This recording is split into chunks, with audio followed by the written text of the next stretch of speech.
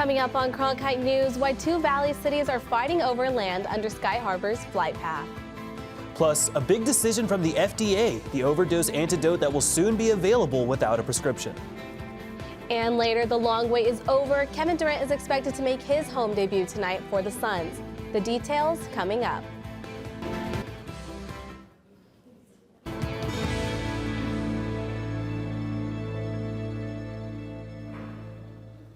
Good evening and welcome to Cronkite News on Arizona PBS. I'm Alyssa Munoz. And I'm Dylan Nichols. Thank you for joining us. The latest development for the proposed Tempe Entertainment District is in legal trouble with the city of Phoenix and the airport. With Tempe residents set to vote on the district in May, Cronkite News reporter Ryan Tismaneski joins us from the possible site of the entertainment hub. Ryan? I'm standing in front of a landfill in Tempe, which could be turned into a future hub of entertainment. But the city of Phoenix recently filed a lawsuit against it.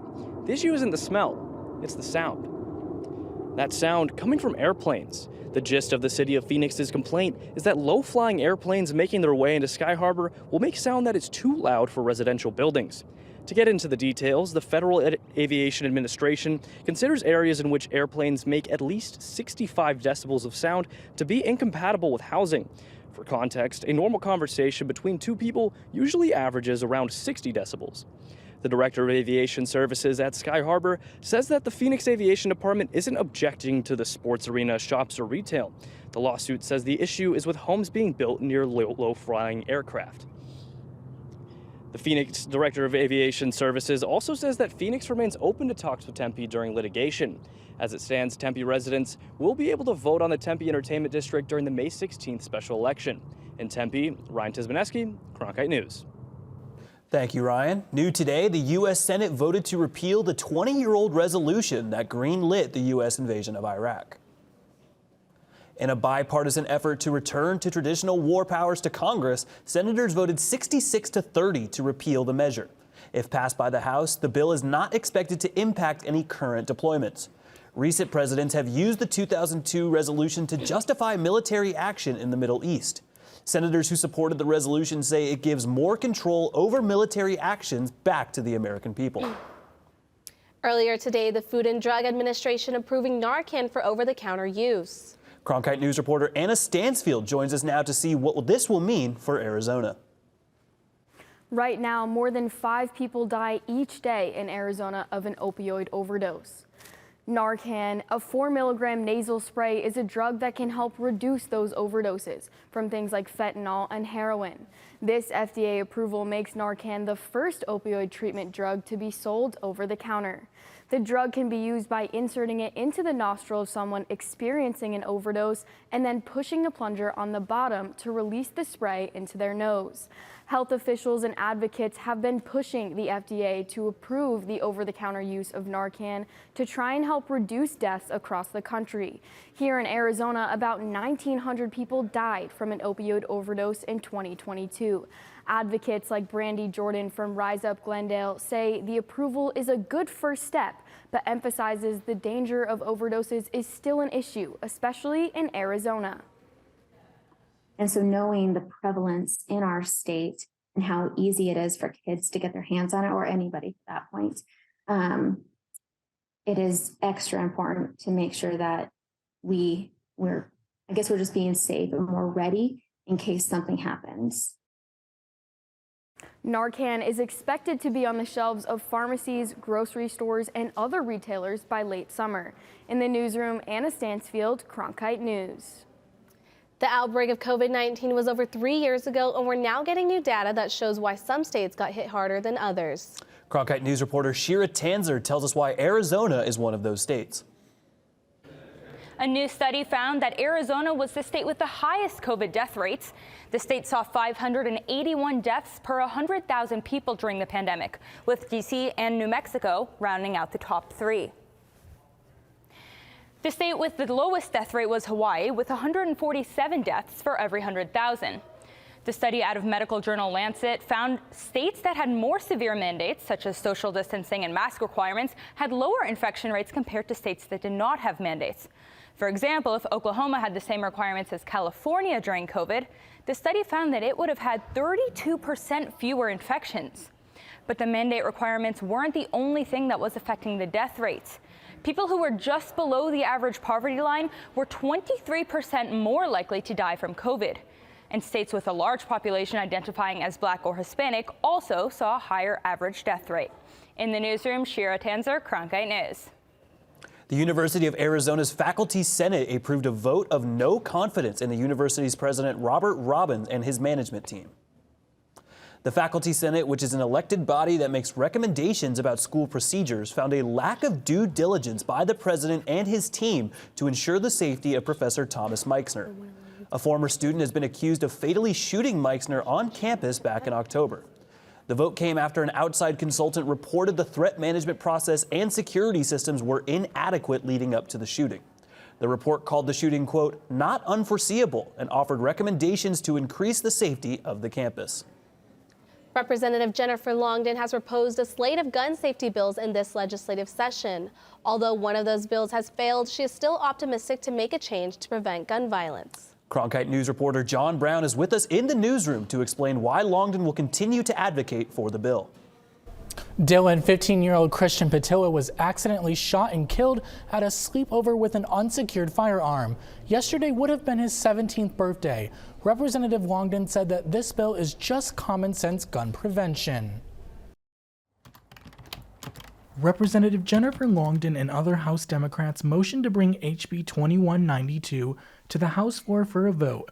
Although it subsequently failed by a party line vote, she says she will still keep advocating. Christian's Law is a common sense measure around safe storage of firearms in the home. The bill states that guns that are stored at home, when not on a person or in use, be stored safely in a secure lockbox or be equipped with a key or combination lock. Charles Heller with the Arizona Citizens Defense League said that some legislators are trying to use Patilla's loss as political leverage in order to draw away from people's rights. What this is attempting to do is use the terrible tragedy of what happened to Christian as a lever against people's rights in Article 2, Section 26 of Arizona's Constitution. That is immoral. We call it dancing in the blood of the victims. But Representative Jennifer Longden said that her bill does not infringe on Second Amendment rights. There's nothing in this that would make it less safe for a person to protect themselves, but it would protect children like Christian, who went to an overnight sleepover from boyhood curiosity. If eventually passed, a civil charge of $1,000 would be fined to anyone who violates this proposed law. While HB 2192 has failed, Representative Longden has said it will take an extraordinary measure this legislative session to get the bill heard again. She hopes to take this bill for another review and eventually to the governor's desk. John, this is obviously not Longden's only bill relating to gun control. Tell us about where some of those other ones stand. Yeah, so Representative Longden has a slate of gun violence prevention bills ranging from background checks to age restrictions and prohibiting people who have committed violent crimes from being able to get a hold of firearms. So far, none of those have got hearings. Thank you so much, John. Coming up, another spring training season has come and gone. We meet the workers behind one of the state's largest economic engines. Plus, meet the award-winning artist who taught herself to paint, and she's using her art to help inspire others.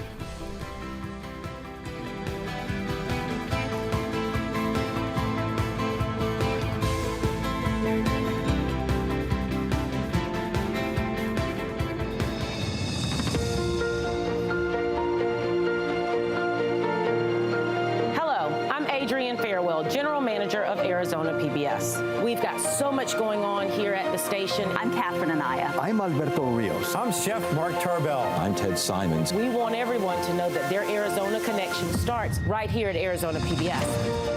For over the past 60 years, Arizona PBS has told incredible stories of Arizona's distinctive people. We got to start being more vulnerable with each other. What I love most about being a Latina woman is the passion and drive that I feel. Beautiful landscapes and treasured history. We're doing something that benefits the community. Good evening and welcome to Horizonte. Welcome to Check Please Arizona. Welcome to the U.S. Senate debate.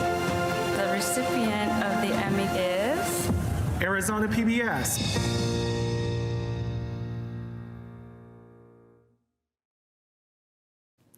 As the spring training season wraps up, an economic engine for the Valley winds down. Many of those who work at the stadiums have become part of the fabric of experience, especially those who have worked there for years, if not decades. Some of those employees shared their experiences with James Powell.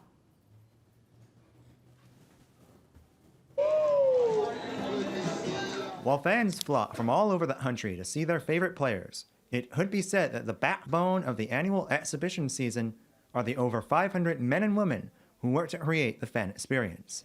Baseball is a passion with me. It always has been, and just to be able to do this with my favorite team is, like I said, a dream come true.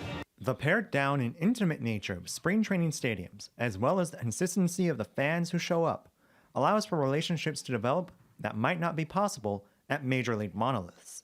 Well, a couple of years ago, I met this couple and from Wisconsin, and we got to be talking and found out that both of us, the gentleman and I, both had prostate cancer at the same time. And we were going through treatments, and so we established a friendship through the last few years. If we go up to Milwaukee, we meet up with them, and we establish a friendship with two strangers. While the time in the Hatches League is a job, the work allows those who do it, like Ron Schimmel, who has been a player parking lot attendant and field security for Tempe Diablo Stadium for 21 years, to see the human side of major leaguers. Schimmel recalled getting to know Angels outfielder Taylor Ward, who he first met when Ward was in the Angels minor league system. We had that Fresno State experience with my roommate working at Fresno State as a third base coach for 20 years. That was kind of a starting point to start talking with Taylor, and then he has that huge horn on his Mustang. It's little things like that kind of get the person to open up a little more, and now he's a bona fide left fielder who really makes good contact. According to the workers I spoke to like Ron, working in the Hatches League is a chance to connect with fans and live out a baseball dream. In Phoenix, James Powell, Front Night News. Taking a look now at Central Avenue in downtown Phoenix, a warm day today with temps nearing the 80s. But a big cool down is headed for the valley, and up north we may even see some storms. Haley Forbes joins us now from the Cronkite News Weather Center. Haley, what can folks expect for the rest of the week? What beautiful weather we have this evening. We're going to be in the 70s for most of the evening, so perfect weather to take a nice nightly stroll. And then around 10 o'clock tonight, we have some cloud coverage coming in, bringing some chilly weather we're going to see tomorrow. But I'll get to that a little bit later. But first, let's talk about some wind alerts in effect. In the high country, there's a wind alert, and even in the eastern portion of the state. So if you have anything that could fly away, be sure it is tied down and secured. Now back to that chilly weather I was talking about. So there is a cold front that's going to be coming through the state, bringing us chilly weather tomorrow. And so as we get to tomorrow evening, around 6:30, there's going to be some possible snow in the high country and even some light scattered showers here in the Phoenix area. But no need to fret, because come Friday morning, we do clear out and dry up. Now let's take a look at our highs for tomorrow. We're going to be at 63 degrees in Phoenix and 51 degrees in Page. So pretty chill. You're going to want to have a nice warm jacket with you at work tomorrow. Now let's take a look at our 8-day forecast. Hopefully you've been enjoying the nice warm weather, because, well, tomorrow is going to be pretty chilly, 63 degrees, but no need to fret, because come this weekend, we're going to be in the 80s and sunny, 81 degrees on Saturday and 83 degrees on Sunday. Perfect weather to soak up some of that sunshine. And then we have nice spring weather coming into next week, and we end on Thursday at 74 degrees. Beautiful, nice spring weather coming our way. For the Cronkite News Weather Center, I'm Haley Forbes. Thank you, Haley. A Latina artist from Phoenix uses bright colors from her Mexican heritage to express past and present art. Cronkite News reporter Miriam Cristal speaks with Emily Costello, who is also on a mission to help immigrant children. Emily Costello is a self-taught artist from Superior, Arizona. I can remember being a little kid just knowing that drawing and painting was the only thing I wanted to do. She takes inspiration from her Mexican heritage, life experiences, and the teachings from her grandparents. The stories they told me were just so rich and full of culture, and I could imagine what they were telling me in my mind, and I always wanted to visualize that. Costello is a community leader and is proud of her work at the border. She uses art as a form of healing and instructs unaccompanied detained minors paint. It was just so fulfilling to be able to work with these kids, for them to be able to express their happiness and their trauma through art, and teach them that art does heal and they can use that as a way to make their lives better. Costello is working on another project to continue helping undocumented minors in Arizona. She's learned a lot from them and admires their strength. Really impactful for me to see how resilient the human spirit is and how much you can go through and still have hope. She likes exposing children to art and has partnered with the South Phoenix Light Rail Expansion Project to help the community design tiles to install on the light rail platform. You know, you start thinking about the art and not about all the problems that are going on in your life. It really is soothing and meditating. In Phoenix, Miriam Cristal, Cronkite News. I'm Ethan Tuttle. Coming up after the break, I'll have your Cronkite Sports Report. An update on the long-anticipated return of an NBA All-Star when we come back.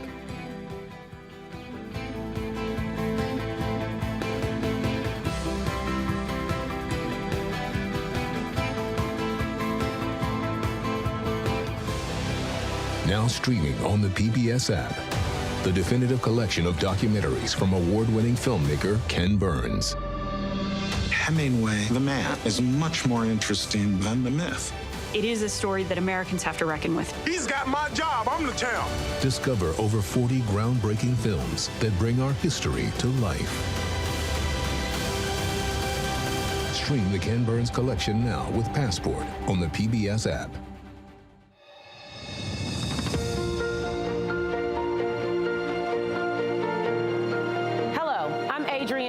General Manager of Arizona PBS. We've got so much going on here at the station. I'm Catherine Anaya. I'm Alberto Rios. I'm Chef Mark Tarbell. I'm Ted Simons. We want everyone to know that their Arizona connection starts right here at Arizona PBS.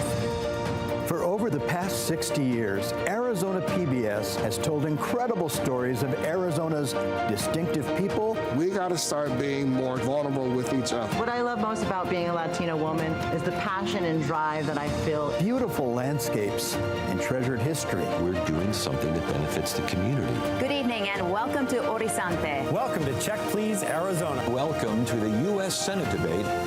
The recipient of the Emmy is Arizona PBS.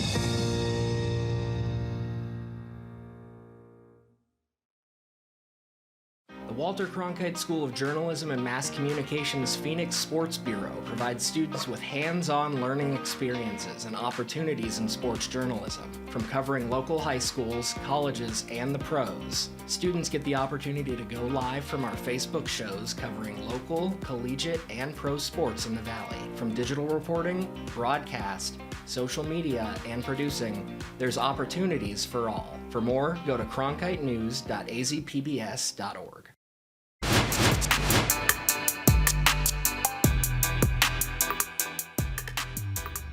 Everybody, I'm Ethan Tuttle, and this is the Cronkite Sports Report.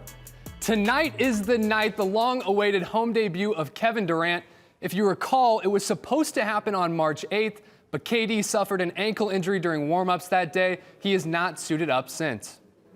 The Suns went 3-0 in KD's only 3 games played with the team, and all 3 were on the road. The Suns have struggled since he was sidelined, going 4-6 during that stretch.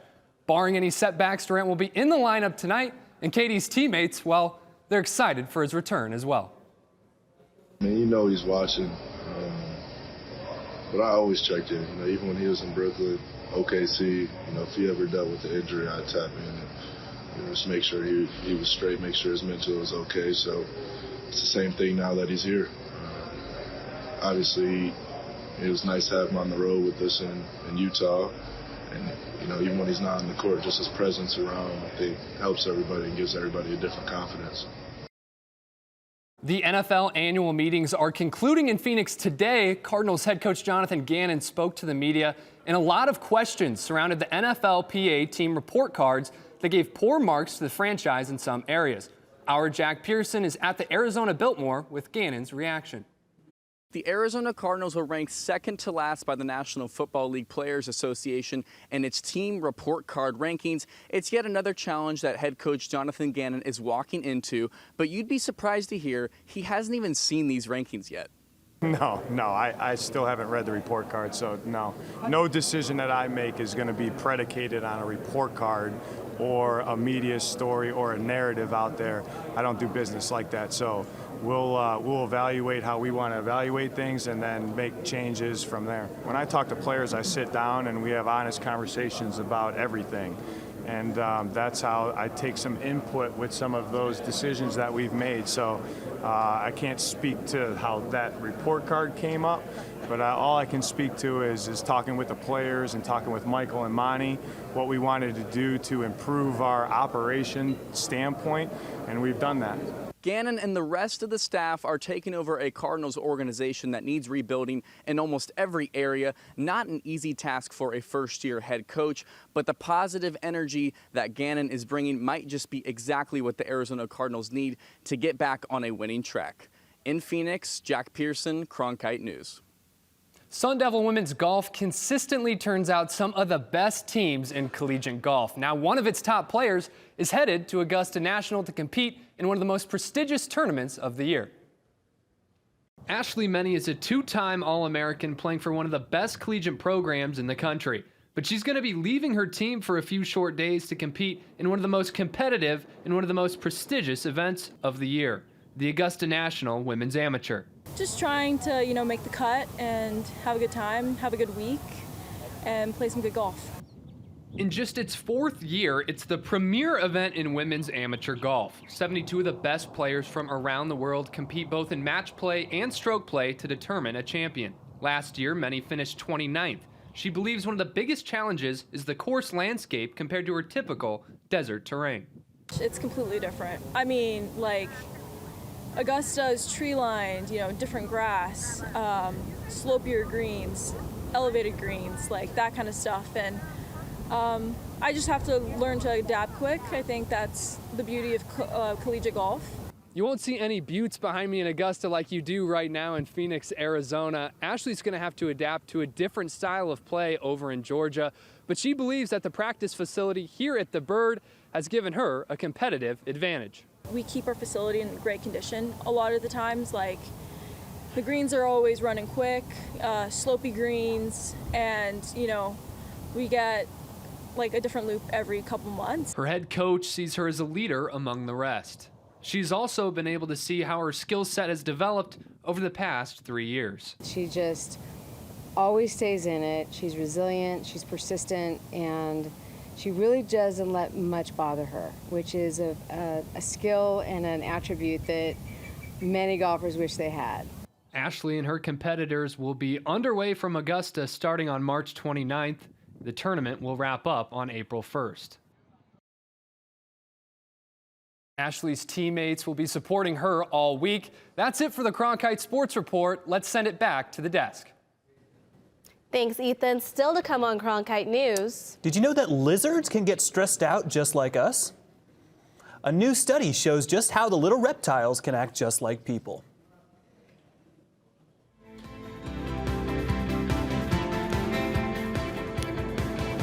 Some of us can relate to the Colorado challenge. PBS app, the definitive collection of documentaries from award-winning filmmaker Ken Burns. Hemingway, the man, is much more interesting than the myth. It is a story that Americans have to reckon with. He's got my job. I'm the champ.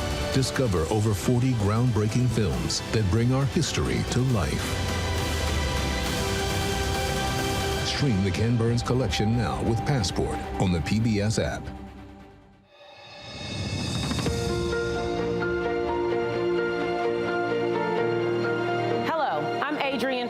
General Manager of Arizona PBS. We've got so much going on here at the station. I'm Catherine Anaya. I'm Alberto Rios. I'm Chef Mark Tarbell. I'm Ted Simons. We want everyone to know that their Arizona connection starts right here at Arizona PBS.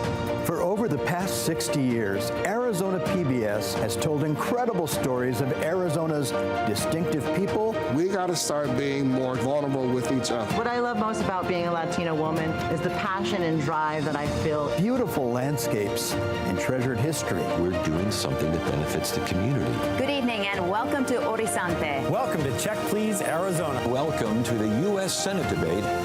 The recipient of the Emmy is Arizona PBS.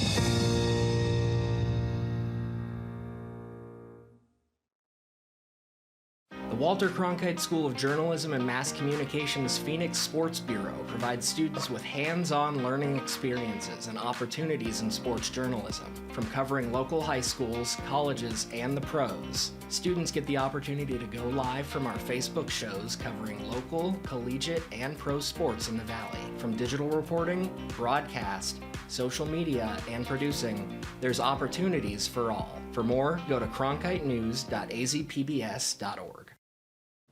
Some of us can relate to the Colorado checkered whiptail lizard. Have you ever felt overwhelmed and reached for the pantry or the snack drawer? Well, don't worry, because these lizards are no different. A new study suggests this female lizard tends to eat when it's stressed out. Researchers looked at 82 of the Colorado lizards who live in an area with a U.S. Army base and a lot of planes. The study found when they were exposed to loud noises, their blood samples had high levels of stress hormones, cortisol, and ketones. Ketones also burns energy, leading the females to look for food. The report says flyovers could be reduced as pilots would avoid locations during the lizard's breeding season. That's it for Cronkite News tonight. Thanks for joining us. For top Arizona stories anytime, go to cronkitenews.azpbs.org. Go now.